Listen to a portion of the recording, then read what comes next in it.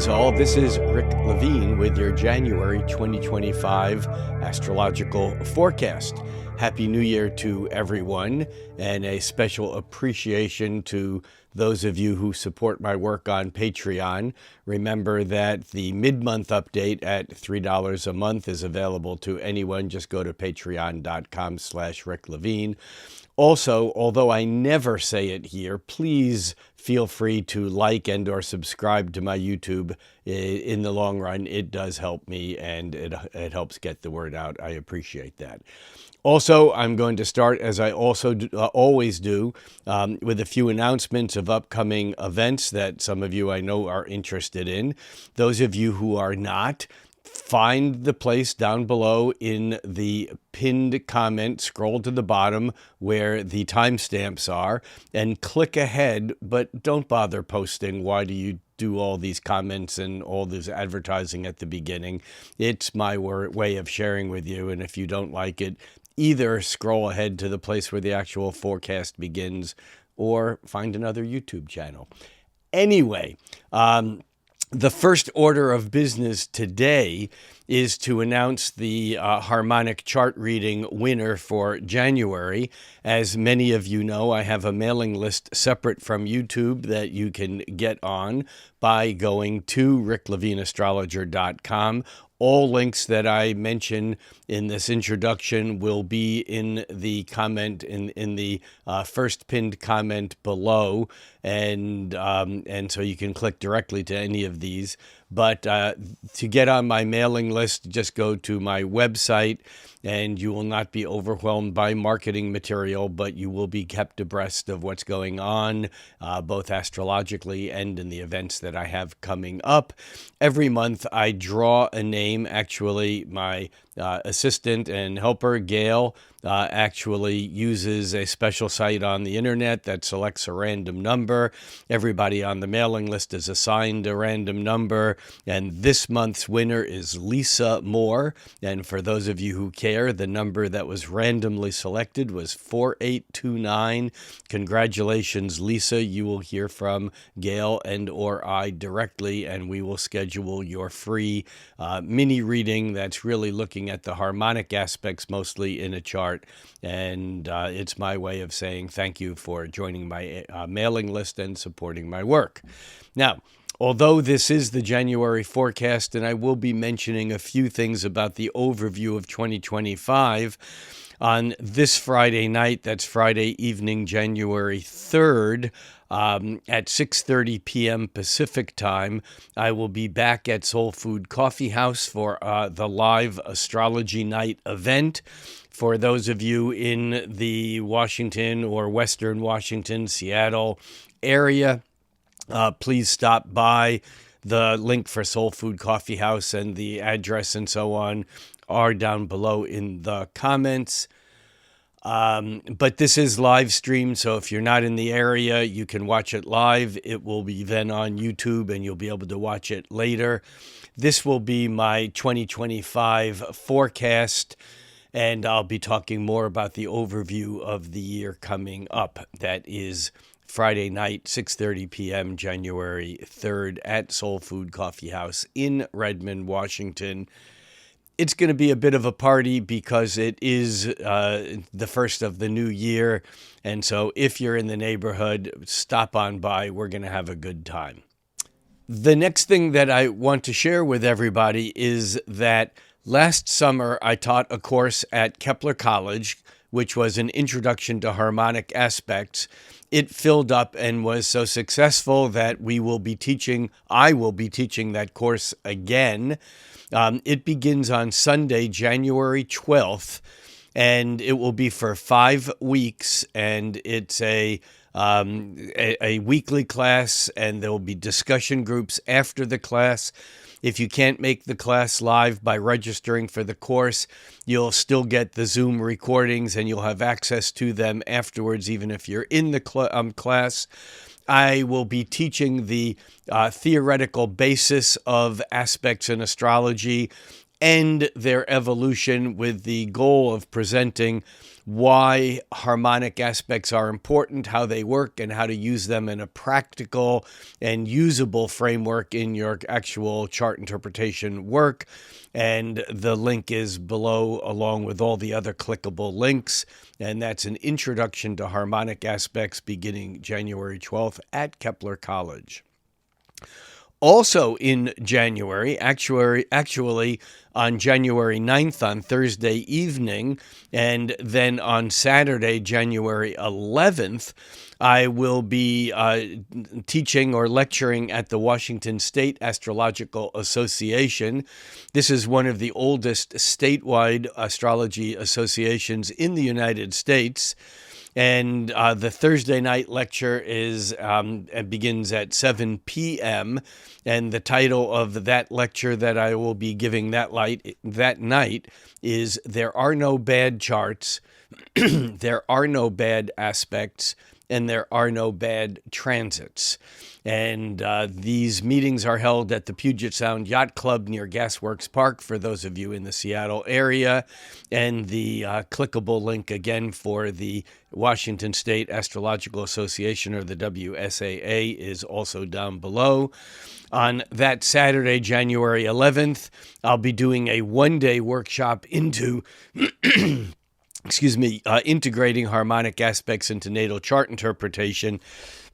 This is like a mini course of what I'll be teaching in much greater depth at Kepler College, but it's a one-day workshop from 10 to 4 p.m. with a break for lunch, and that's basically a deep dive into using aspects and working with aspects in natal chart interpretation. And again, waastrologers.org, Washington Astrologers, and the link is down below. The next thing I want to mention is an exciting event for those of you either in Southern California or those of you willing to hop on an airplane. And that is on February 14th and 15th. That's Friday, February 14th, Valentine's Day, and February 15th, Saturday, in Buellton, California. And this is actually, for those of you in the California area, it's one exit north of Santa Barbara on the 101, I think it is. And it's an absolutely gorgeous venue, and I'll be doing a Friday night talk entitled Starstruck, Love and the Celestial Connection, and that'll be from 6 o'clock to 8:30 p.m., and if you want to come early at 5 p.m., we'll have wine, nibbles, and a sunset mixer. Again, the venue is very beautiful. It's in the Santa Ynez Valley, and I'll be talking about what astrology can reveal about love and what love reveals about astrology. And this is a very, it's going to be a fun, a lighthearted, but really a deep and meaningful look at relationships from an astrological perspective. Whether you're in a relationship or not, this is about all relationships, not just romantic relationships, whether they are parent-child relationships, sibling relationships, employee-employer relationships, friendships, and we'll just kind of delve into how the planets and stars influence our interpersonal destinies. That's Friday night. On Saturday from 10 a.m. to 5:30 p.m., and there'll be a vegetarian lunch with refreshments included. And on Saturday, I will be doing a full-day workshop called Playing with the Planets in Your Pocket. And this is a favorite concept of mine that basically has to do with how we can enchant our lives with astrology and unlock some of the tools of astrology. It'll be an entertaining and enlightening event because we'll basically explore how astrology can illuminate our path to a richer and more fulfilling life. Doesn't matter what your level of astrological knowledge is for this workshop. It'll help you understand the archetypal power of the planets and how to manifest them regardless of what your natal chart is or what your sign is or anything of that sort. It's basically a useful and fun workshop, and I look forward to seeing many of you there. For those of you not in the area, at the heavenandearthworkshops.com site. And Heaven and Earth Workshops is basically the people that also put on my workshops that I've done in Mexico and Bali and Indonesia. In fact, every year, for the last few years in India. And they do a great job. But if you go to the website, heavenandearthworkshops.com, there's more detailed information.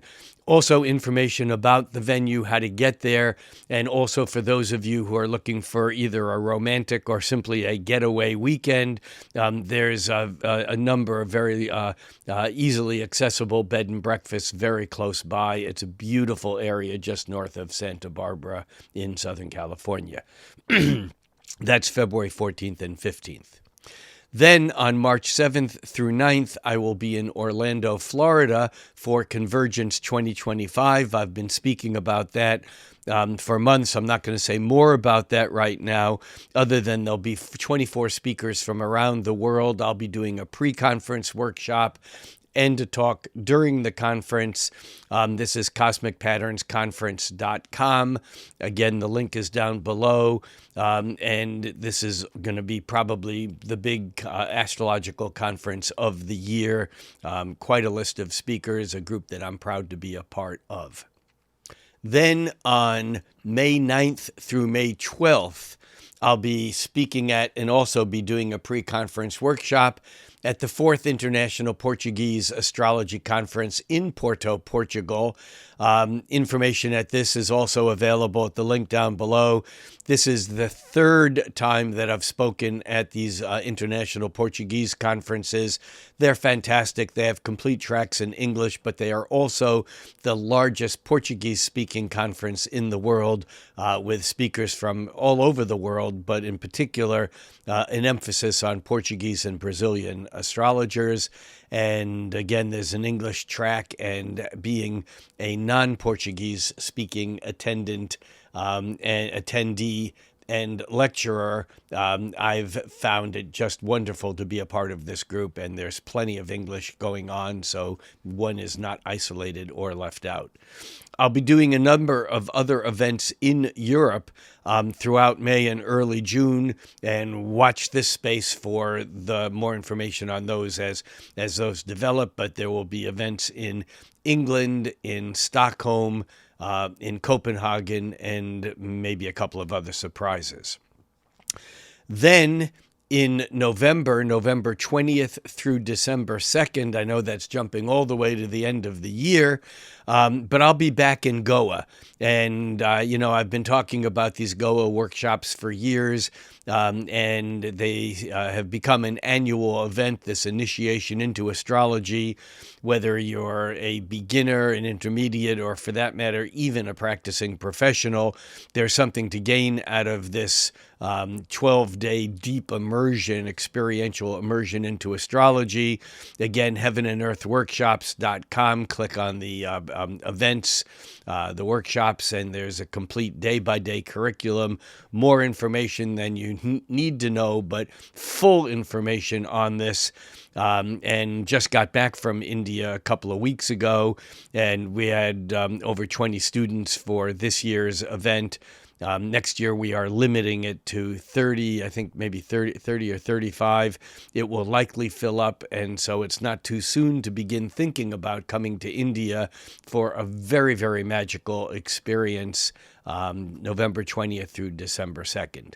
And that's it. And now we're going to shift gears and begin the part of this that many of you want to get to, but I know that many of you are interested in the upcoming events because I know I see many of you at these events. So thank you for your support there also.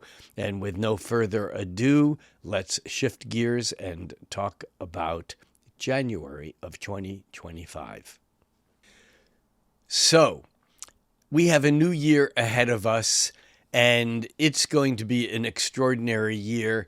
As many of you know from the astrology that I've done over the years, I get a bit tired of astrologers every month saying this is the most amazing month ever. This event coming up on such and such a date is the most incredible thing ever. It hasn't happened in thousands of years, and sometimes I get tired of the overinflated importance that's attributed to events coming up, and often they pass without a whole lot of major significance. Sometimes there is major significance. However, I want to say that 2025 is one of those years that is in many ways unprecedented, as is in some ways the years of from 2020 all the way through, let's say, 2028. You know, astrologers look back at the mid-1960s and talk about how extraordinary that was astrologically. I'll be speaking about that more on Astrology Night that will be on Friday, January 3rd, and available here on YouTube for those of you later on. That will be live streamed, of course. But it's important to understand that the events that began in the mid-60s and then came back into astrological significance in the 2010s and really culminated with major transformation in 2020 and even now through the early 2020s, that as we approach the transition from late 2024 into 2025, we're coming through an extraordinary period of time when each of the four outer planets, Saturn, Uranus, Neptune, and Pluto, will all change signs within a fairly close time of one another, which is highly unusual, but it's even more unusual for them to do that in supportive relationships with one another. And again, I'm not going to say a lot about that right now, but it's important to understand this because as we begin the year of 2025, we're getting hints of some of this, but we're also getting overwhelmed by other noise that may make us feel like things are hopeless or like things are so bent out of shape that we are in a place where we can't get back from, or that things in some ways are so far from what we expected or what we wanted that we may be in a state of disillusionment or despair or discouragement. And I think that the long-term astrology points otherwise. And I just wanted to mention that by the end of March, actually on the 30th, Neptune changes signs, having been in Pisces for 14 years. And as it moves into Aries on March 30th of 2025, followed by Saturn's move into Aries, it's been in Pisces also, but for only 2.5 years. As it moves into Aries in April of 2025, they will come very close together to becoming conjoined, as they do once about every 40, 45 years. But they never do it at 0 degrees of Aries. And I say never. You can go back over 2,000 years and you can get within a handful of degrees of it happening at 0 Aries, but not exactly at 0 Aries. And 0 Aries is a hugely significant point in astrology, and their exact conjunction doesn't occur until March of 2026. But we're feeling this on the edge of a huge shift as the Saturn-Neptune conjunction is moving closer and closer together, and Saturn and Neptune both move into Aries. On top of that, Uranus moves into Gemini in July, and of course we know that Pluto has moved into Aquarius. It moved back and forth through 2023 and 2024. But now as we enter 2025, Pluto is in Aquarius for, the next, 17 years or so. And we also have coming up Uranus making a trine to Pluto, that it's already within range and we're feeling some of it, but it really won't be through until later in 2025, but 2026 all the way through 2028, that we're getting this harmony between these evolutionary transformations and what is being set for the years ahead. Now, having said that, coming back a little bit closer to home or closer to now, it's also important to understand that we're under quite a bit of astrological stress, and we're going to be feeling it through the month of January. And the important thing is, as we're feeling it, it's important to become disillusioned, and I'll say more about that in just a moment, but not discouraged. Because Neptune is the planet of illusion, and Saturn is the planet that's related to the three-dimensional world of what appears around us. When Saturn and Pluto get closer and closer together, as they are, we will become disillusioned, meaning our illusions will appear in three dimensions, where often they're not what we expected, they're not what we wanted, and even when they are what we want, they're often not as beautiful or as perfect as they were when they were an illusion. An illusion isn't wrong, it's a dream. And it's our job, by Saturn's work, by discipline, by Saturn the taskmaster, encouraging us to do what we need to do day in and day out. That's how we make dreams become real. And this is part of what's happening through 2025. And what will become real is very different than what we're feeling right now in the three-dimensional world, which is what the Hindus might call Maya, which is the illusion of what's occurring, as opposed to the true reality, the true nature of reality that sits behind it. Now, part of the pressures that we are feeling in the three-dimensional world right now are tied up with an ongoing process that began in 2024, because, as most of you know, that when we have transits between slow-moving planets, they go retrograde and often repeat the transit exactly 3 or sometimes even more times from the Earth's point of view, because the planets look like their perspectives change as the Earth is moving around and gets closer to those planets. There are 4 major events that are transits that will either be happening in January that have already occurred before, or that are up and coming and that we're still in the middle of, that are all stressful aspects that we need to know about. And remember, in modern psychodynamic astrology, stressful aspects are not bad. What they are is motivating. They cause us to do something or to resolve the apparent stresses or tensions or conflicts.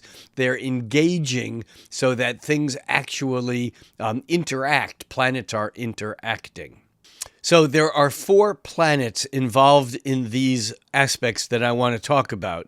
They are Mars, Jupiter, Saturn, and Pluto. And the first of these that I want to talk about is Mars, because it's the fastest moving planet. But of course, Mars has been moving retrograde. Mars actually turned retrograde back at the beginning of December. Mars entered Cancer back in the beginning of September, and as it entered Cancer and as it moved through Cancer, by the beginning of November, Mars was opposing Pluto. Now, remember, Pluto has been dancing through 2024 back and forth between the very end of Capricorn and the beginning of Aquarius. So on September 3rd, Mars opposed Pluto, and this is absolutely tied up with what went on in the United States in the presidential election, because Mars' opposition to Pluto is usually, maybe always, but usually not a fun event. Because Mars as the god of war, Mars as the archetype of intense passion, of assertion, of aggression, Mars, the planet that establishes and defines boundary, whether they're defensive boundaries of defending our home or family, or whether they're offensive boundaries of asserting ourselves into other people or other nations, territories, or states. Mars has to do with all of those energies. And Pluto is about evolutionary transformation, often associated with the Lord of the underworld, with death and regeneration. But we're not talking physical death here. We're talking metaphysical death, meaning Pluto is about that which transforms or metamorphosizes into something else. Pluto is the act or the process of the caterpillar becoming the butterfly. It's the process of consciousness leaving the human body, going into what the Tibetans call the bardo states, or the in-between states, the states of consciousness without physicality, before consciousness recycles into physical form.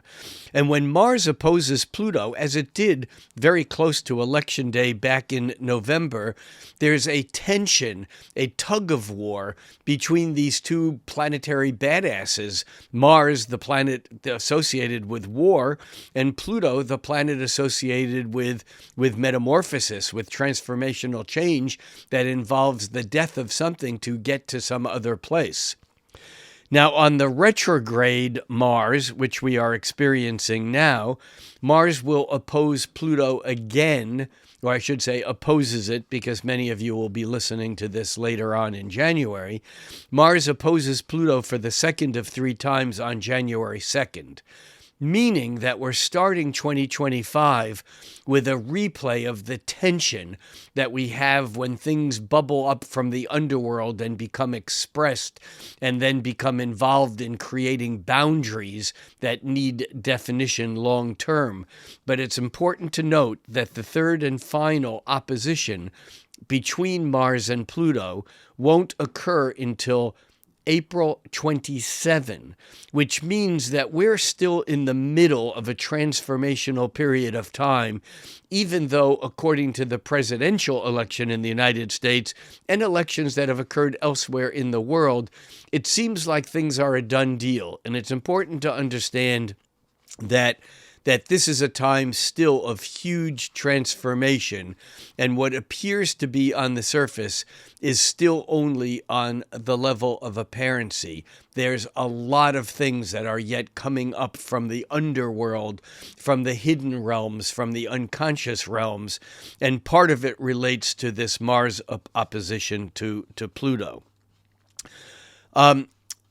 Also, it's important to know that as Mars turned direct, as Mars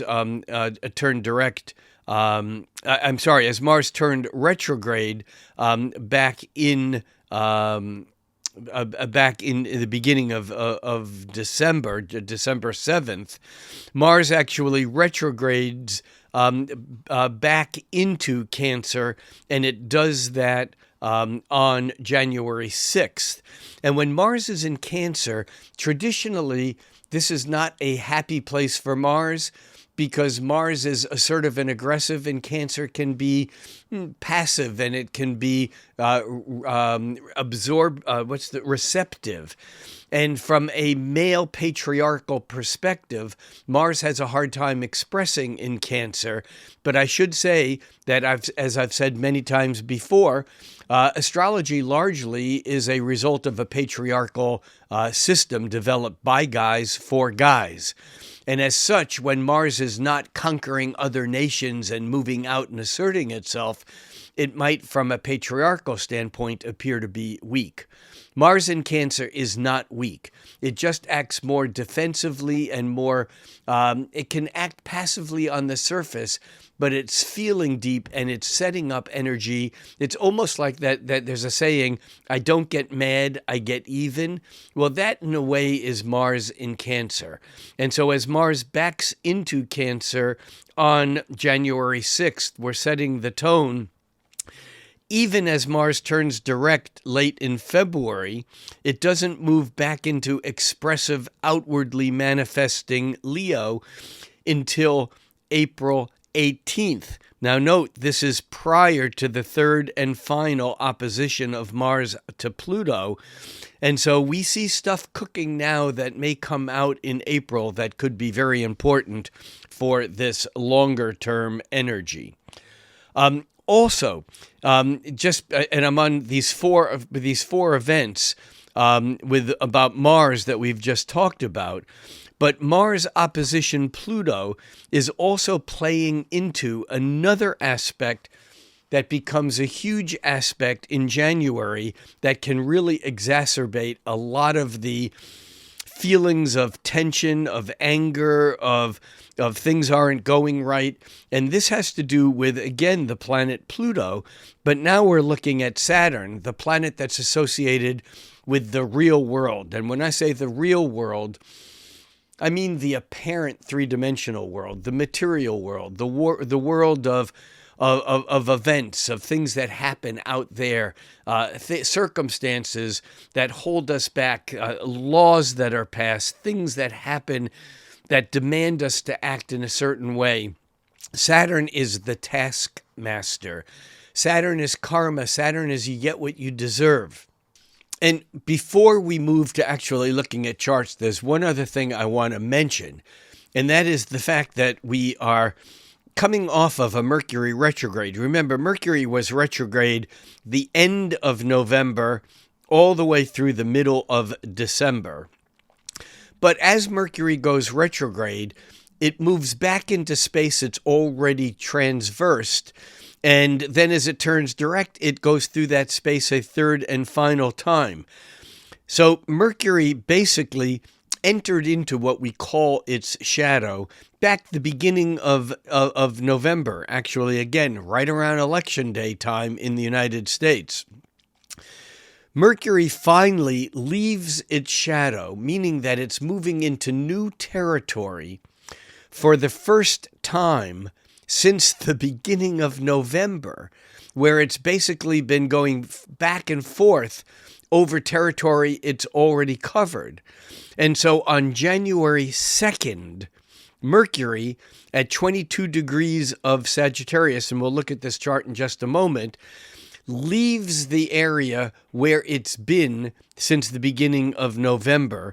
And the other piece of this is that Mercury then leaves Sagittarius, where it's been since late October, and it moves into Capricorn on January 8th. So these are the major considerations of the month ahead. Of course, we also have a new moon and a full moon that we'll get to in a moment, although the new moon in the full moon in Cancer is on January 13th, and the new moon in Aquarius is on January 29th. We'll get to those in just a moment.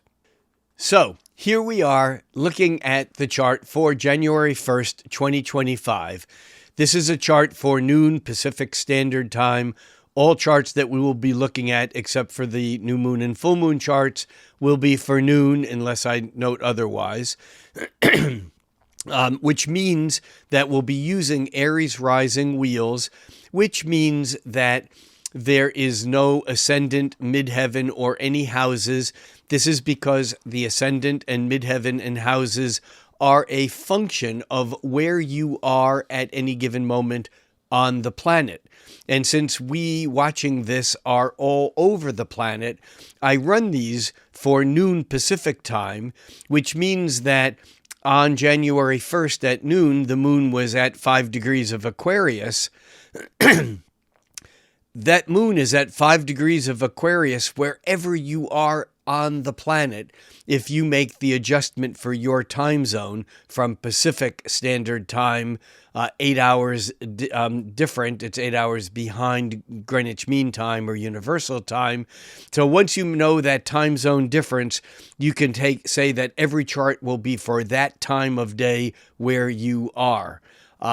So this is a chart for January 1st. And on January 1st, we do note that the moon is in Aquarius, having just conjoined Pluto. In fact, its conjunction with Pluto occurred early this morning at 4:44 a.m. And again, all times are Pacific time, whether I say it or not. But if the moon conjoins Pluto in the morning on January 1st at 4:44, remember that Mars is still coming into that exact opposition that's exact tomorrow. And whenever I say yesterday, today, or tomorrow, I will always be referring to the date of the chart that we are looking at. And of course, we are looking at the chart for Wednesday, January 1st. And the Mars-Pluto opposition is tomorrow, Thursday, January 2nd. But what this means is that the moon, once it moves into Aquarius this morning at 2:49 a.m., will then line up with Pluto and then oppose Mars at 5:53 a.m. And this is all significant because this is activating the Mars-Pluto opposition that doesn't occur until tomorrow, and we're now going to move the chart and look at the second, and we're going to see that the moon is moved all the way halfway through Aquarius. The moon takes about 2.5 days to move through any sign, but we can see now that Mars at 1 degree of Leo is opposing Pluto at 1 degree of Aquarius. The exact opposition perfects, and when we astrologers use the word an aspect perfecting, it means that it's exact by degree and minute, and this aspect perfects at 11:21 p.m. Pacific time, which means that if you're in the East Coast, on the East Coast of the United States, or anywhere other than Pacific time, or in Europe, that this will actually occur on January 3rd in the morning. And so, again, the times that I'm giving are always Pacific time, but for many of you in New York or in Europe, you will note that the Mars opposition to Pluto occurs on January 3rd. It's not that one is right or one is wrong. This occurs just almost at midnight at the very end of January 2nd. It occurs again at 11:21 p.m., but we'll feel this aspect coming for days. Actually, we felt it on and off going back to, last year, back in May when it was, last year back in the early November when it was exact for the first of the 3 times. So we're feeling this very strongly now, and I think it can in some ways be overwhelming. We do also have another thing occurring today, just after afternoon, actually evening time, at 7:24 exactly in the evening. We can see here that at noon, Venus is at 29 degrees of Aquarius, but Venus will enter Pisces at 7:24 p.m. And so if we move this chart to January 3rd, we can see now that Venus and the moon have both moved into Pisces.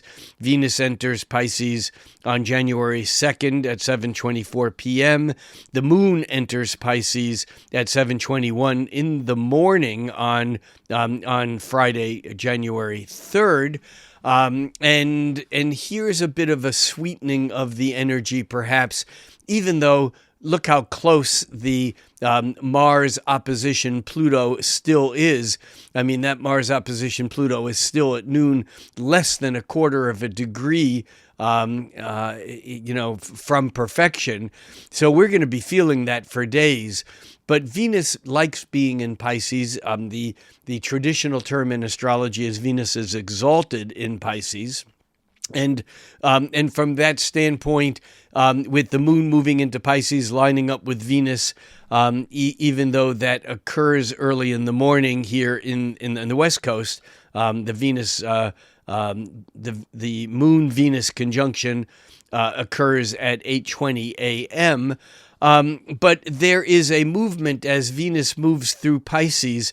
It's going to then line up with Saturn as we go to January 4th. we can see that the moon at 16 degrees of Pisces at noon has already joined up with Saturn. It's already passed its square to Jupiter. Remember that Jupiter-Saturn square was exact back on Christmas Eve. Jupiter-Saturn square is still within 2 degrees of orb. Jupiter at 12 degrees, almost 13. Of Gemini, Saturn at 14, almost 15 degrees of Pisces. But the moon swings through there, and we may feel some of that that Saturday energy of some of that good news, bad news of the feeling the Jupiter and the Saturn all tied together. But we also have the sun making a sextile with Saturn midday at about 2:35 p.m. is when it becomes exact. And so we may find some stability here because the sun sextile with Saturn gives us the ability to organize and to put hard work into things and making them real. So this may be an errand day. This may be a post-holiday sort of like let's get back to business and get things taken care of day. That is January 4th. We move to January 5th, and there's not a lot of exact planetary aspects. The moon, however, moving through Pisces, does line up with Neptune early on Sunday morning, kind of spacing us out. Saturday night may be a bit of a, kind of enjoyable party night or fantasy night as the moon is moving closer to Neptune. The moon actually changes signs and enters Aries on Sunday, midday, actually in the morning, January 5th at 11 a.m.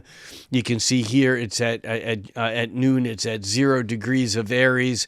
Also note that the nodal axis, the north node of the moon, is at 0 degrees of Aries. That is going to become important, or it actually is important, because the moon's nodes retrograde.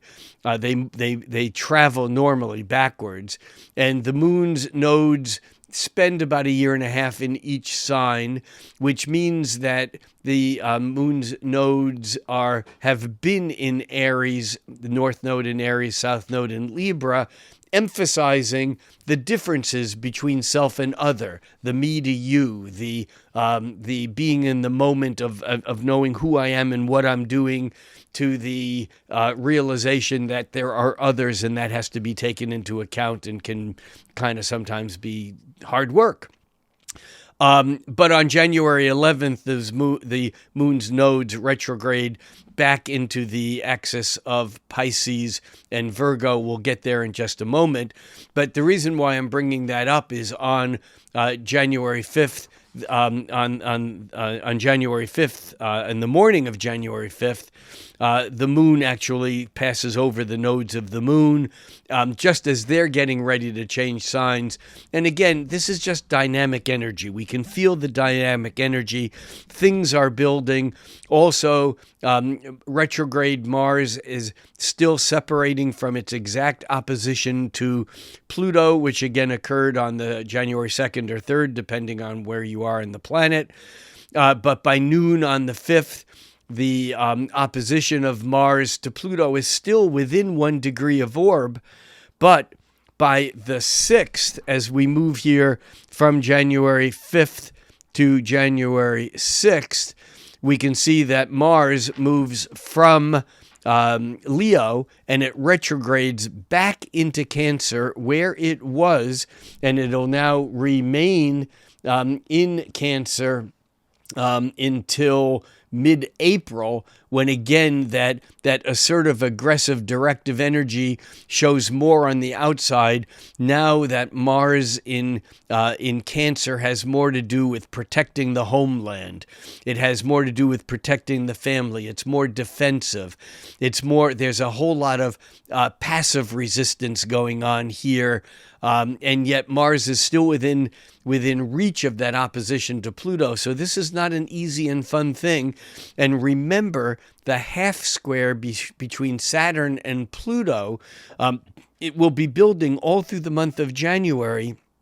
And even here at the beginning of January, well, on the 6th, that Saturn-Pluto half square is already about 1.25 degrees of being exact. So we're feeling this intense conflict between the what is, the rules, the authority, the Saturn, the laws, the status quo, the conservative holding on to what we have energy, and the Pluto, the rumblings of Pluto having moved now into Aquarius, setting this tone for long term, not overnight, not even over a year or two or three, this deep kind of evolutionary transformation metamorphosis as we're pushed into the inevitable future of creating new relationships with the Aquarian energy, Pluto and Aquarius. This is technology, this is community, this is social fabric, this is the network of humanity that goes outside of whatever the nation state and the laws and the rules are. And so we feel the Saturn semi-square to Pluto pushing, and this takes us to January 6th, and on Monday, January 6th, we also have a bit of confusion kicking in because Mercury, moving direct, is square to Neptune, and so we have to be careful about either saying things or hearing things that aren't as true as they might be represented as, because Mercury, as it squares Neptune, leaves room for misleading or for misinterpretation or for even outright deceit, or even for misleading ourselves. We move to Tuesday, January 7th, and we can see that the moon is moving well through Aries. The moon actually enters Taurus at 2:11 p.m. today on Tuesday the 7th. And beyond that, there's not a lot of planetary aspects that are exact, although I would note that as the moon is at the end of Aries before it changes signs at 2:11 p.m. Pacific time, it makes a square with Mars just about an hour prior to that. And then it makes a square to Pluto by 4:20.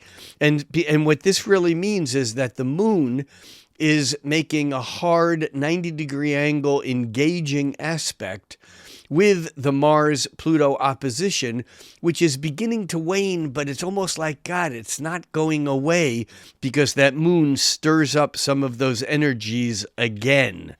Now, we also note here that Mercury moving direct, which has been in Sagittarius for months because it retrograded in Sagittarius, is now at 29 degrees of Sagittarius. And as we move to January 8th, we will see that the Mercury from 29 degrees of Sagittarius enter Capricorn, 0 degrees of Capricorn. And this gives our communications a bit of stability. There is a reality check that's occurring here. It may not always be the most operative thing, but there's a part of us now that is looking for information that's real, that wants information that's stabilized, and yet there's also a tendency to maybe oversimplify things by just stating what you think is. I sometimes think of Mercury in Capricorn is a couch, a sofa, is a sofa, rather than this sofa is comfortable, or this sofa looks pretty, or this sofa is a reconstruction of some French, 17th century, blah, blah, blah, blah. Mercury in Capricorn, we just say it the way it is. And so I think that this is one of the powerful uses of Mercury in Capricorn. And it's also important to just make a mental note that Mercury is moving rather quickly now as it's moving forward, or it's gaining speed, and that Mercury will move out of Capricorn into Aquarius on January 27th.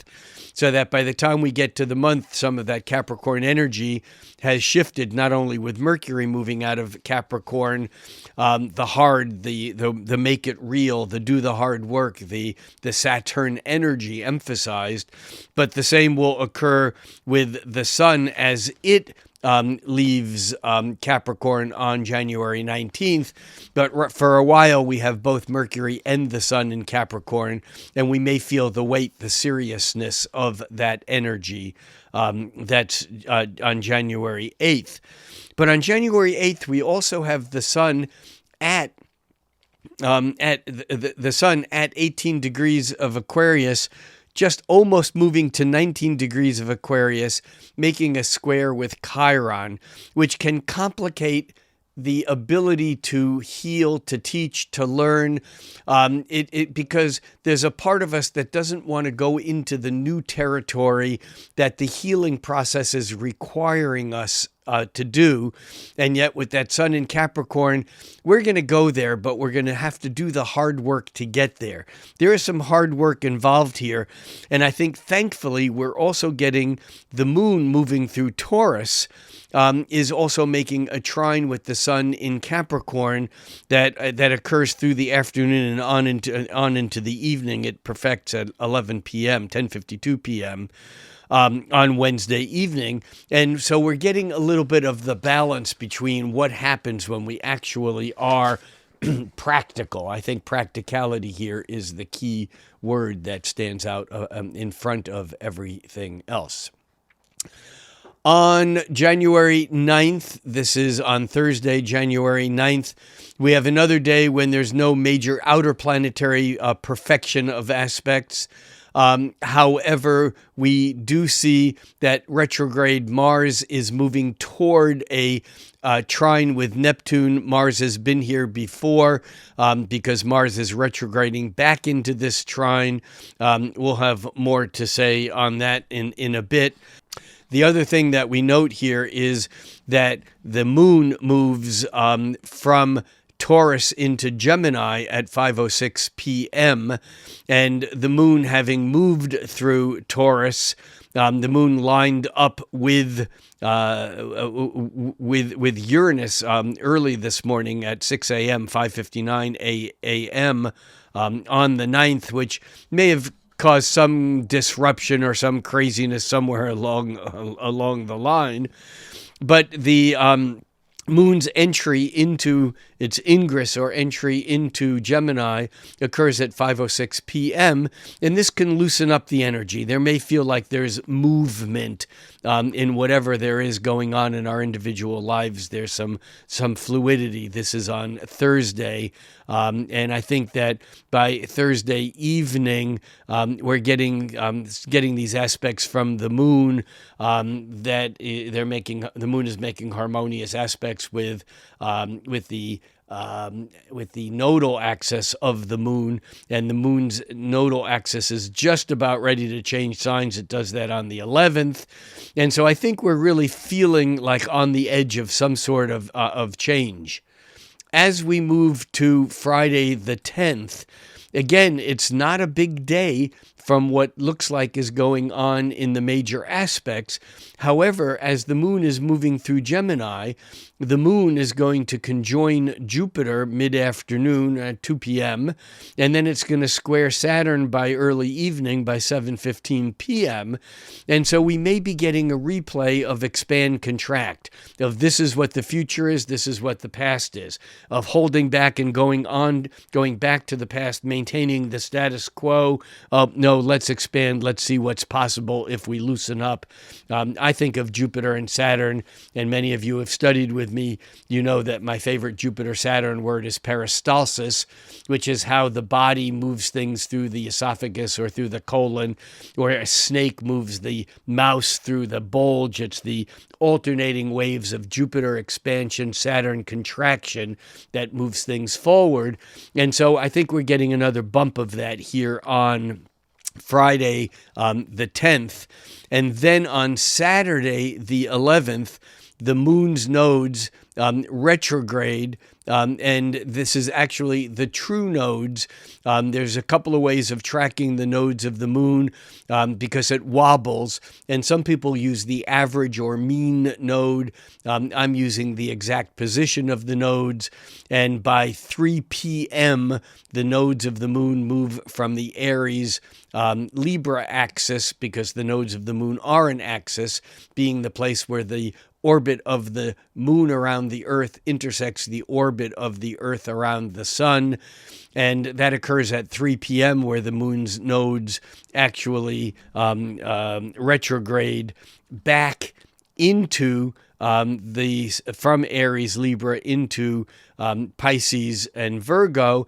I'm going to say more about that in just a moment, but I also want to note that today, on January 11th, on Saturday, that the moon actually leaves Gemini at 8:24 p.m., just as it's squaring the nodes of the moon, which create a bit of what some people call a moon wobble. There's something here that is unstable, because remember, the moon's nodes are what's tied to the eclipse process.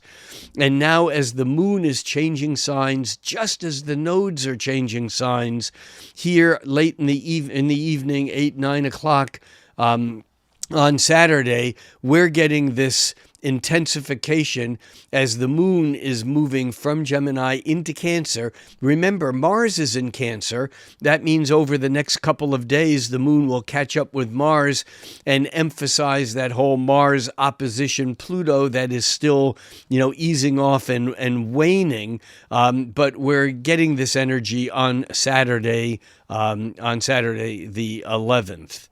On Sunday, the 12th, now we have that Mars having backed up fully into its exact trine with Neptune. This is dreams, imagination. We probably felt this yesterday on Saturday, even on Thursday, Friday, Saturday, as Mars is backing into that kind of state of illusion of dreams. There's two things going on here. One is, I hate to use the word, fake news. And it's important to understand that when you use the word news, I hate to say this, it's all fake. Meaning that whatever your position is, whatever you're listening to, in some way or other has been observed and curated and or has a perspective and a point of view. And as Mars trines that Neptune, there's that ease of buying into what we see as what's real. And what's important here to note, especially as Neptune over the months and years ahead moves out of the sign of illusion, where Neptune, the lord of the seas, the god of the seas, and that's the seas of consciousness too, has been for the last 14 years, where Neptune, as the modern ruler or modern planet associated with Pisces, things have been hard. It's impossible. It's hard to know what's real. Even Saturn being in Pisces also. But now, as Mars retrograde back into that trine with Neptune, we can expect a lot of rumble in the news of this isn't true, that never happened, this is different than the way we thought it was, however we thought it was isn't the way it was, however we think it is isn't the way it is. It's just part of a process. Today, more than ever, what we see is not what we get. So that's important to keep that in mind as on January 12th, we have Mars making that trine with Neptune, and it's being fed also by the fact that the sun moving through Capricorn, now midday on January 12th at 22, almost 23 degrees of Capricorn, is coming into an exact trine to Uranus. That's exact late tonight or early tomorrow morning. It's actually at 12:13 a.m.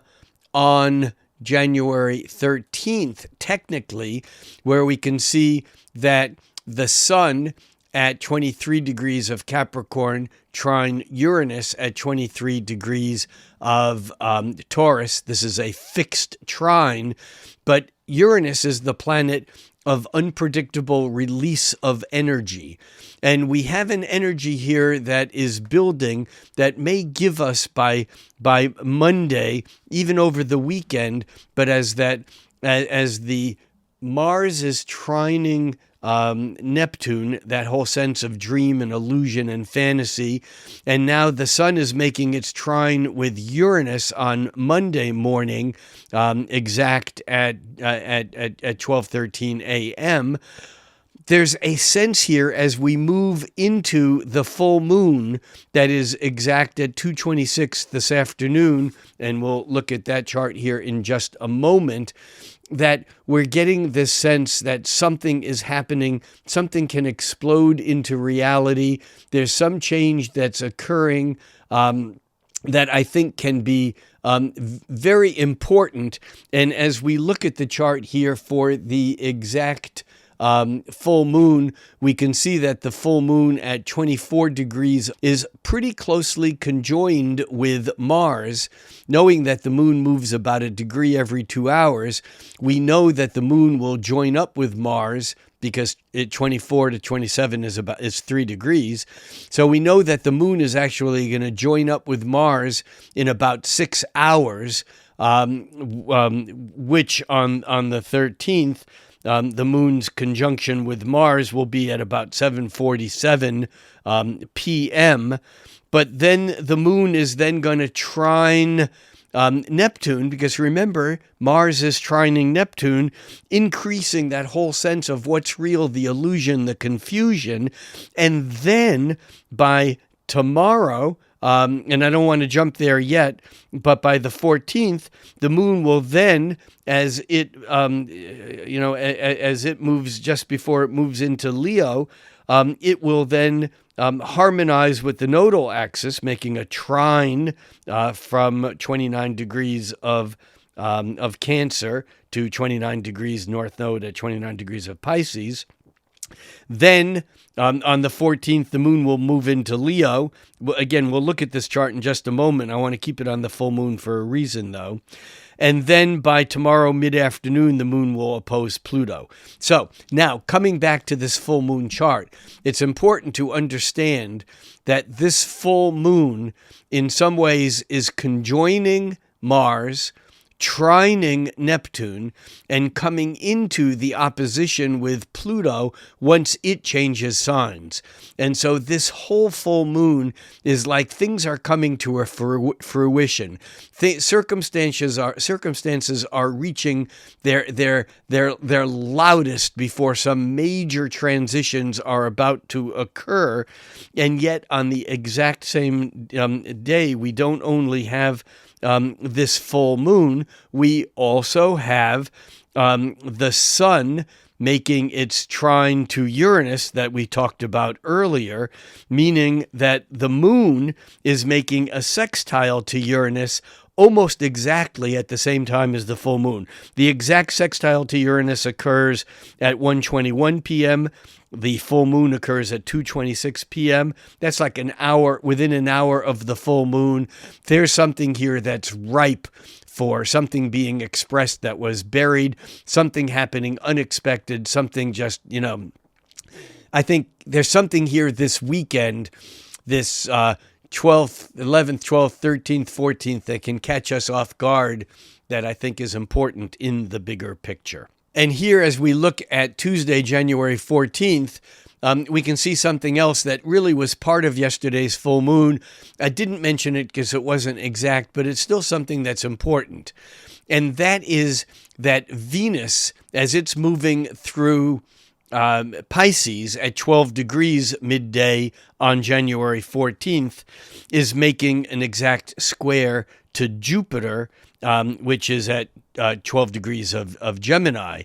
And this is perfected at 11:47 a.m., which means here at the noon chart, we can see how close that is, that Venus square to Jupiter, which means a simple potential of overindulging in anything.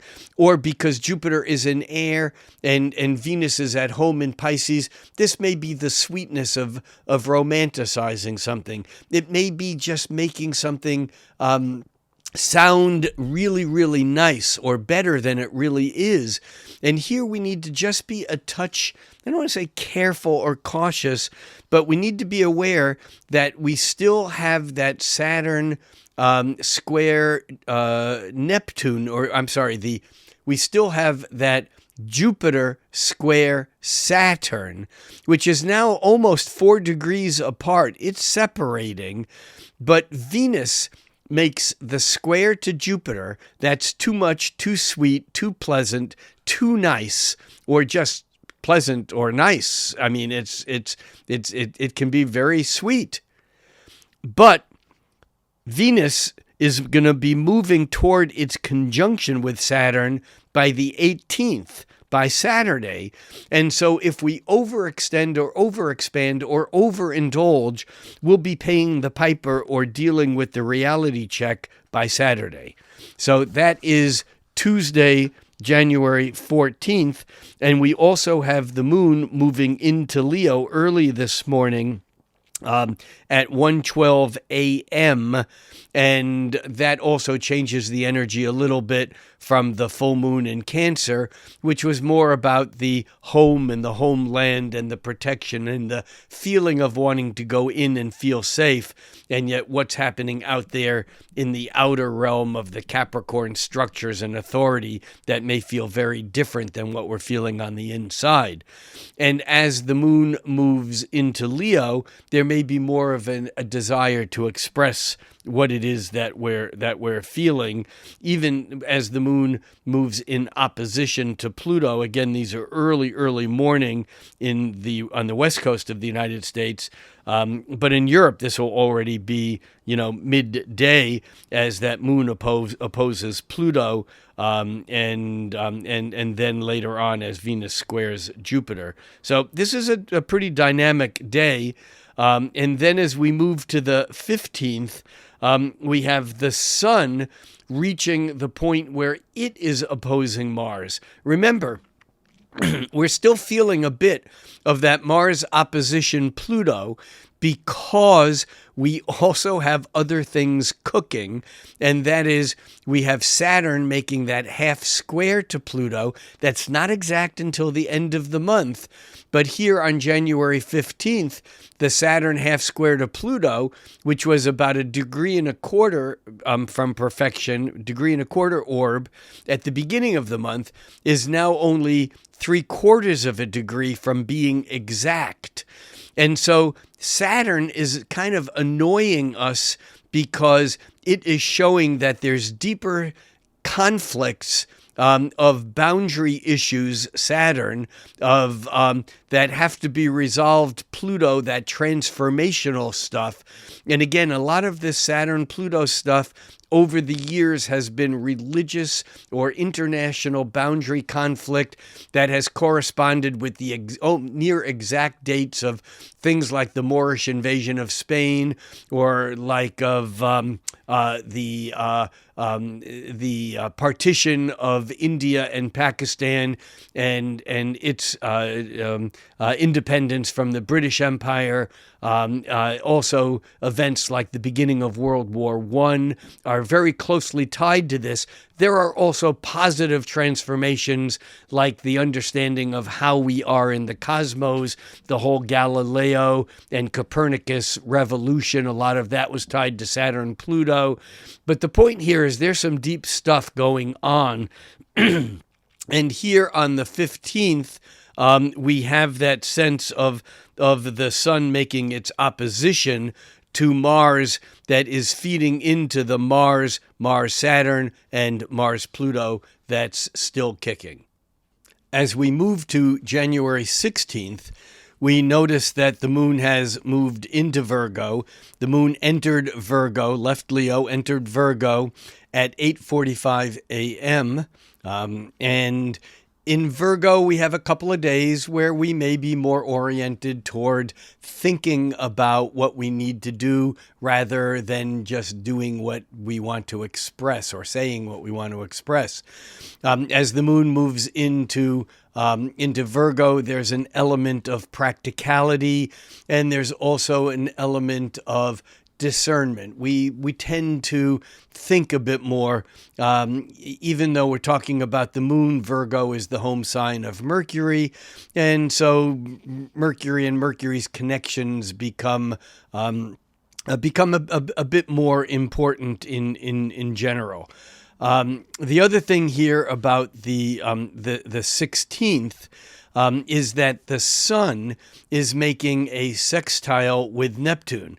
Remember, we had Mars making that trine with Neptune earlier, and then we had the Sun opposing Mars. And so we now can see that this Mars opposition to Pluto, even though it's continuing to separate, the Mars opposition to Pluto now Mars opposition to Pluto now is almost it's about 5.5 degrees of orb. So it's already pretty wide. But as the Sun makes a sextile to Neptune, it re-emphasizes those illusions and those fantasies that may have been strong over the previous days. And so, especially as Mars made its trine to Neptune back on the 12th. So on the 16th, that's pretty much all that's going on. It's a quiet day on Thursday, the 16th. From an astrological perspective, except for the moon changing signs into Virgo. And yet, it's important to note that often it's on the quietest days when the most important things happen. It's kind of like having to go to work every day from Monday to Friday, and then Saturday you have a day off and you get sick only because you didn't have time to before. It's things often build up, and when there's time for something to express, that's often when it comes through. As we move to the 17th, again on the 17th, there's not a lot going on. The Sun sextiling Neptune, I think I actually mentioned that as an aspect yesterday, but it doesn't really fully perfect until about 3 a.m. Here on Friday, the 17th. But it's been in play, still in play. Other than that, the moon moving through Virgo is going to oppose Venus and Saturn. It does that midday, and remember, Venus is still coming toward its conjunction with Saturn. That is exact tomorrow on the 18th, and yet here on Friday, the 17th, we're getting a little bit of warning. We're getting a little bit of a feeling of what the practicality of reality is compared to the sense of the beauty of what it is that we are attracted to. That's the 17th. On the 18th, we actually have the perfection of Venus joining up with Saturn. That is exact at 5:26 p.m. So here at noon, it still shows that they are slightly, it shows one at 15 and one at 16 degrees of Pisces. But the one at Saturn is just barely into 16 degrees of Pisces, and Venus is right at the end of 15 degrees of Pisces. Again, this can be a day or so of feeling like love, relationships, it's like it's too much. It might feel like a lack of money, a lack of love, something isn't okay. This is not a permanent thing. It's important to understand that this comes and goes, but it's often a time at which we get to do that reality check, especially if earlier in the week the Venus square Jupiter was a time where we overextended or overexpanded. Now we may need to make some adjustments and pull that energy in and kind of deal with the reality rather than with the idea of what sounds good. And the moon coming through this same period, not only opposing the Saturn and the Venus yesterday, but today on Saturday, the 18th, it's also opposing Neptune. And so we're still kind of in that dance between what's dreams, what's fantasy, what's illusion, and what's reality, and what do we need to do about it. That, and one other thing before we leave the 18th, is that late in the day, actually just before midnight, Mercury, moving through Capricorn, comes in and makes a sextile with both Saturn and Venus. And this is a bit of a saving grace, because this gives us the ability to talk about what we need to talk about. It gives us the ability to say things that may be not easy to say and yet can really add value, structure, and reality to what's going on. Note here also that on the 18th, the Sun midday at 28 degrees of Capricorn and 59 minutes is just about at the last degree, 29 degrees. And so as we move forward to Sunday, the 19th, we can see that the Sun has now changed signs. It's left Capricorn. The Sun enters Aquarius literally at noon. I mean, the Sun here shows at 0 degrees of Aquarius and 00 minutes. This is the beginning of what we might call the midwinter season of Aquarius. And also now the Sun is moving toward its conjunction with Pluto. That's exact on the 21st. But remember, Pluto has entered Aquarius. It's almost 2 degrees of Aquarius. It's 1 degree 40 minute here at noon on Sunday. But the Sun, as it's inching toward that conjunction, we're going to feel that power and that intensity. And of course, that also means that the Sun is not only moving toward its conjunction with Pluto, it's also moving towards its half square with Saturn. All of that's kind of in the offing right now. That's January 19th. And we also have Mercury early on the 19th making a sextile with Venus. This is really leftover. I mentioned this yesterday because Mercury makes that sextile with Saturn at 11:38 p.m. yesterday on the 18th, and at 8:13 a.m. with Venus.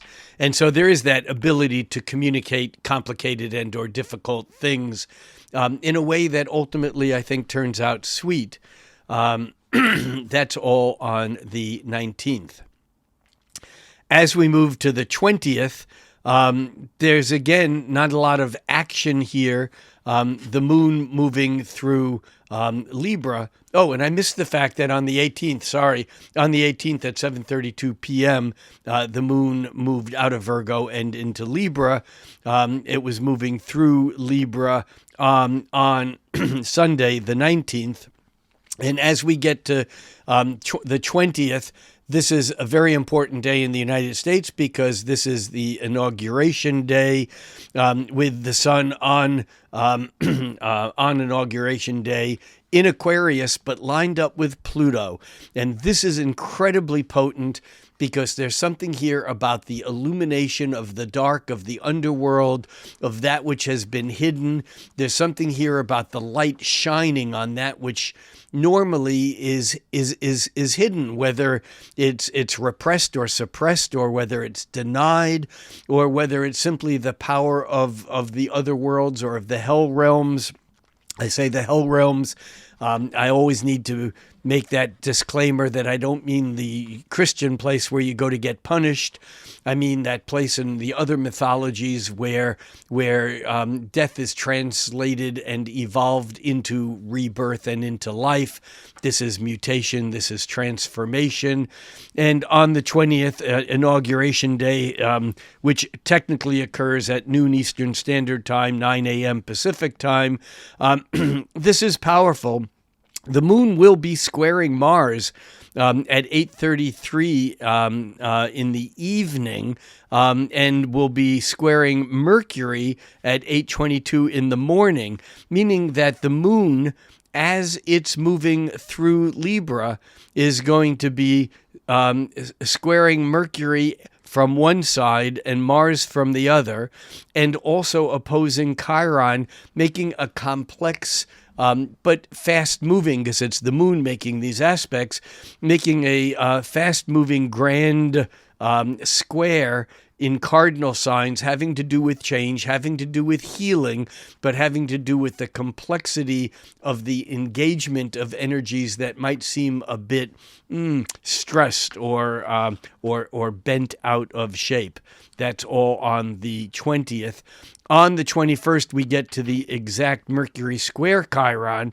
Remember, the moon was opposing Chiron and squaring Mercury yesterday on Monday, but today on Tuesday, we have the exact Mercury square Chiron.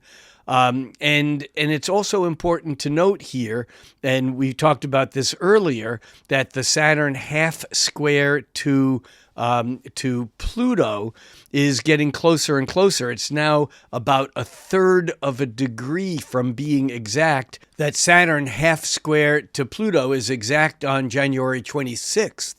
And it's important to know that we're feeling this really strongly now, especially as the sun is conjoined with Pluto, and these energies are all wrapped up in one another. This is on the 21st. The sun conjunct Pluto is exact at 4:28 a.m. Mercury square Chiron is exact just after midnight on Tuesday. Early in the morning. This is like the complexity of wanting to heal, but whatever you say makes things worse. It's not an easy aspect.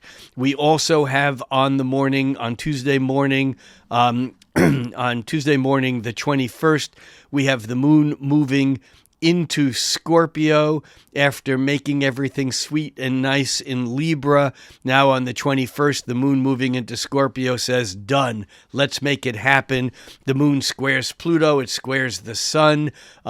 This is a day of cutting things off. This is a day of action. We may see some stuff here on the political level from the president, from the presidential office, from the White House, having to do with that sun conjunct Pluto today, and the moon moving into Scorpio, which of course is Pluto's modern home sign. That's on the 21st. The 22nd, astrologically, is a day of a bit of respite. The moon makes a trine with Saturn late afternoon, but other than that, there's nothing exact occurring. But remember that Saturn half square to Pluto is getting closer and closer, and so we're feeling the stress of all of that energy that has been tied up, at least in the past 8-9 months, going back to early 2024, of the conflict between the United States and Israel, in conflict with Palestine or Palestinians and Gaza and other things in the Mideast. We can see this energy kind of heating up a bit during this period of time, would be my expectation. On the 23rd, we have Mars now making a sextile with Uranus. Retrograde Mars has backed all the way into this point of making a sextile with Uranus. And at the same time, Mercury is opposing Mars, and therefore Uranus is at the point of what we call the point of Thales, meaning that it's trine one side of an opposition of Mercury to Mars, trine Mercury, and it's sextile the other side of that opposition, sextile to Mars, meaning that there can be a release of tension suddenly, and yet it involves Mercury and Mars, maybe talk of war, where something actually can relieve that tension. We'll see how this plays out, but this is still building into the exact semi-square of that Saturn Pluto, which now on the 23rd is less than a quarter of a degree of orb. This is dynamic stuff going on, and we'll see how it plays out. But there is potential for release here via communication, whatever that means. And remember, communication can be written, it can be words, but communication, unfortunately, can also be the delivery of an armament. I mean, that is a form of communication, and it does involve Mars, war, assertion, aggression. So we'll see how this plays out. But I think that there is some hope for this releasing energy in a way that actually is more satisfactory than less. We'll see. And also, late on the 23rd, we have the moon leaving Scorpio, entering Sagittarius, which is a sign of potential hope, of possibility. This doesn't happen until late evening, actually 8:28 p.m. Pacific time. But by early in the morning on the 24th, once the moon is in Sagittarius, it makes sextiles with Pluto and then with the sun by later in the morning, and then in opposition to Jupiter. And so there's some potential for opening, for resolution here on the 23rd. And again, whether we have the intelligence, the sanity, or the ability to reach for some of these positive manifestations remains to be seen. We also have Venus pushing toward a trine to Mars that is exact in the afternoon of the 25th. And on the 25th, we have that sense of, again, maybe a sense of something happening that is easing some of the stress and tension as Venus and Mars, the cosmic lovers, are communicating with one another rather easily and smoothly. It doesn't make all the other stuff go away, but it can be a potential smoothness where the potential and the hope for what can be healed maybe is realized. That's on the 25th. The 26th, we have now Mercury and Venus both making some smooth aspects. Mercury making a sextile with Neptune. This is communication. It can be beautiful words. It can be illusory. It can be fantasy. It can be deceit. It is Neptune. But it's a sextile with Mercury.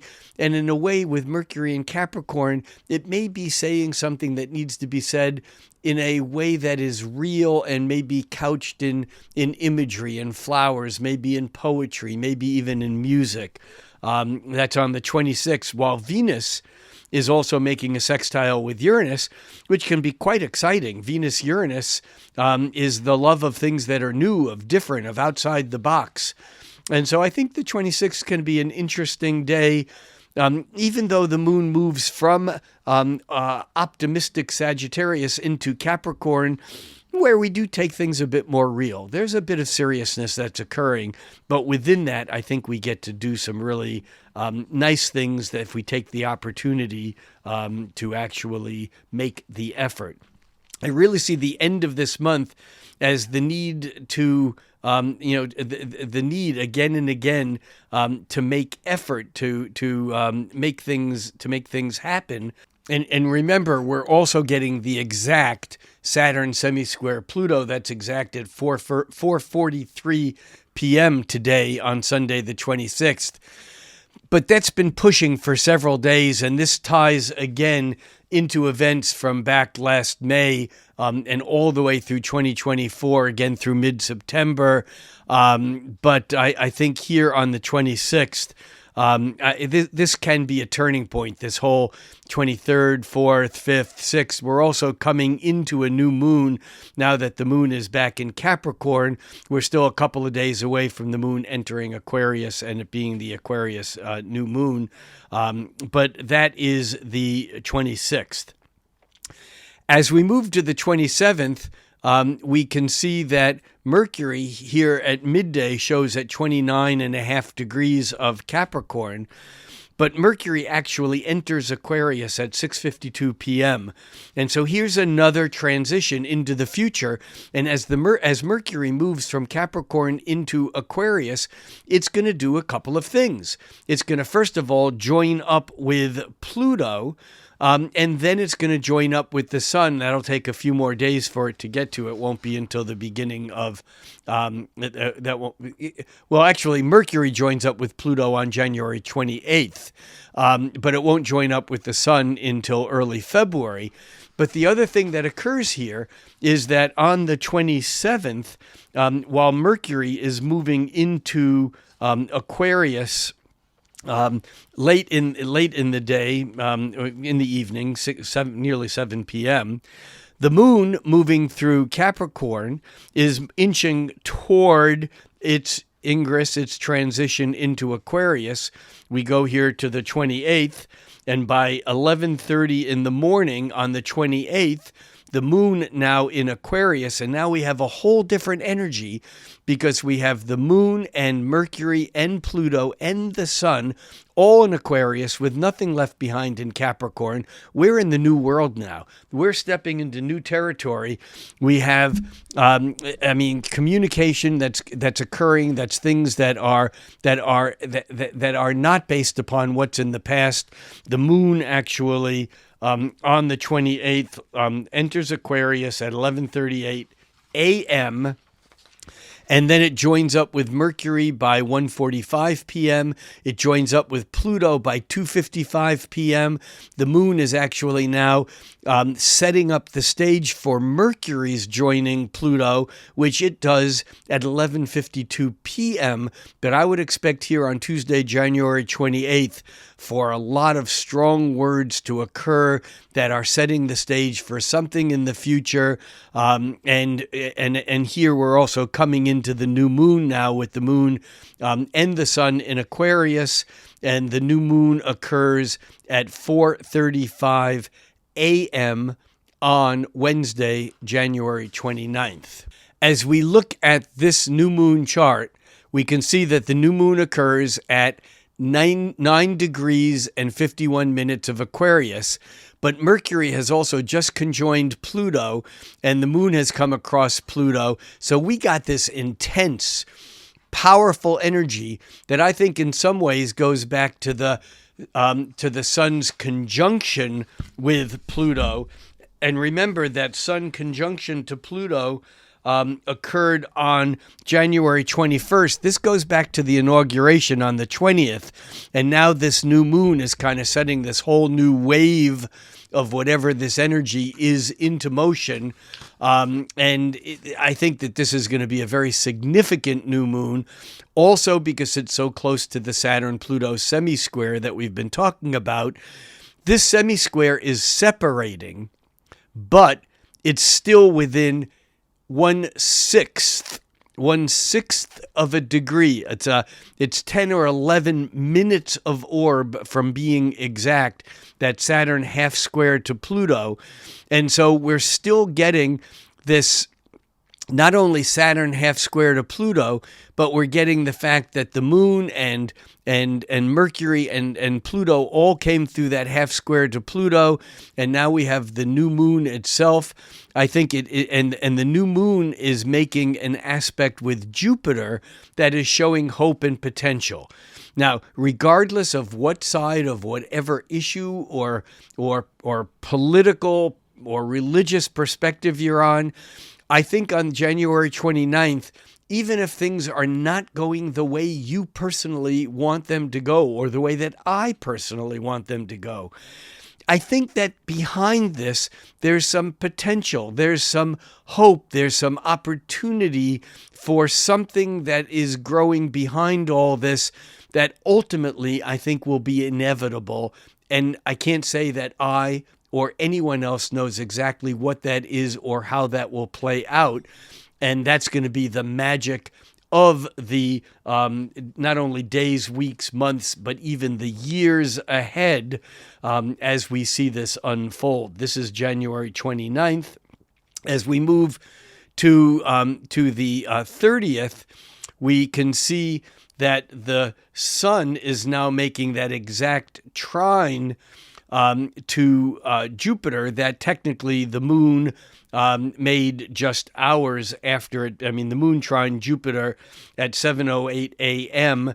after the new moon at 4:35 a.m. yesterday on the on the 29th. We're still on the 29th here, but now as we move to the 30th, we can see that the sun is exactly trining Jupiter. So again, we're getting a potential of hope, even though there's still the difficulty of the moon not only having moved through Aquarius and moving into Pisces by 3 p.m., actually 2:52 p.m., while the sun is making its trine to Jupiter at 2:58. Again, think 3 p.m. On Thursday the 30th. The moon moving into Pisces, that moon as it moves into Pisces will by tomorrow actually will conjoin Saturn and square Jupiter, kind of again exacerbating that whole positive, negative, expansion, contraction, go for it, don't go for it, kind of scenario. But we're getting this optimism and this expansion also of what's potentially around the corner, not only with the sun trining Jupiter still here on the last day of the month, but even Mercury coming into that won't begin to hit it'll continue to build through the first week of February. So ultimately, that's it. It's quite a month. It's a rock and roll month. It's really one of those months that has some built-in transformations and key points that are overwhelmingly important astrologically. One can project based upon one's assumptions, one's fears, one's desires, what will happen. I personally refrain from that. I don't know. I just know that by the beginning of February, and some of this certainly will have to do with the change of administration of the presidency here in the United States, but all around the world, by the time we move into February, things will be different. However, it's most important to keep in mind that as different as they are by the time we get into February, that we have these longer range changes that are still building in intensity, that are not quite there yet, that are looming, that are around the corner, that will begin to unfold in March, April, May, June, July, August of this year, and then on through 2026, 27, 28. So again, as I opened, I'm going to close with, what you see is not what you get. And that's for everyone. This is not a politically biased statement. What's going to become more and more apparent for all of us on the planet is just like living on a little island where everyone has to get along with everyone because the island is small and there's no room. It's like everyone on the island survives or no one survives. It's like dealing with someone that's in your family or in your neighborhood or on your island. I think what's going to become clear to us through January, although we may not see the ramifications or the consequences of it yet, but through the months and years ahead, is that it doesn't matter who we are. It doesn't matter what we believe. It doesn't matter what we think is true or what we think is false. It doesn't matter how deluded we are by whatever religious, spiritual, political, economic, personal, existential, circumstantial experience or views that we've had. It doesn't matter how our reality has been curated. What's going to matter is that we're going to all realize that we're all in this together. And that one way or another, we're going to need to figure out a way to get out of this, whatever this is, together. And so, as I often do, I'm going to end this January forecast with, again, I wish you all the best throughout the new year. I wish that all of you, all of us, and me included, can refrain from becoming discouraged or just wanting to give up and hide out, especially with Mars retrograding back into Cancer, where it's easy to go home, lock the door, put your head under the blanket and not answer the phone. It's really important for us not to confuse what's going on now with the work that we need to do in order to get to where we want to get to. And we all want to get to the same place. We all want to get to some place where we're happy. And except for those of us who may be psychologically deranged, and part of this, and I don't say that trying to cast aspersions or even as a joke, part of this process is going to be in dealing with the issues of the unconscious minds amongst those of us who are the most troubled and struggle the most. Because again, Mahayana Buddhism 101, no one gets out alive unless everyone gets out alive. And that's the lesson of these times. And for that reason, I'm going to close with a think cosmically. That's what astrology is all about. But act locally, because that's what life is all about. See you down the road. And don't forget that on January 3rd, I will be doing the forecast for the entire year of 2025, and that will be live streamed.